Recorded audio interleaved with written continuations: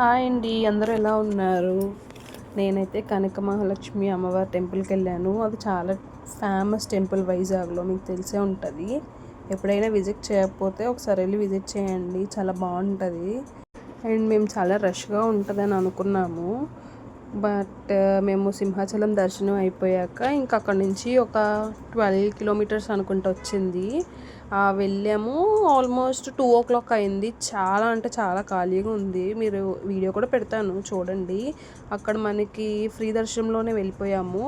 చాలా ఖాళీగా ఉంది. 2 సార్లు దర్శనం చేసుకున్నాం వెళ్ళి లైన్లో నిల్చొని. చాలా ఖాళీగా ఉంది. ఎప్పుడన్నా వెళ్ళాలంటే ఆ టైమింగ్స్లో వెళ్ళండి. అండ్ ఇంకా మీరు లోపలికి వెళ్ళేటప్పుడు బయట మనకి గాజులు, పాలు, పసుపు, కుంకుమ అమ్ముతారు. ఇవైతే మ్యాండేటరీగా తీసుకెళ్ళండి.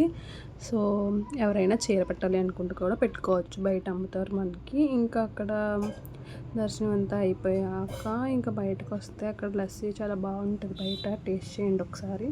అండ్ లోపల కూడా మీరు ఒకసారి చూడండి, మనకి చాలా ఖాళీగా ఉంటుంది. ఒకసారి వెళ్ళిరండి. అండ్ ఇక్కడ అమ్మవారు మనకి వెండితో అలంకరించింది, చాలా బాగుంటుంది. ఒకసారి అందరూ వెళ్ళి చూసి రండి.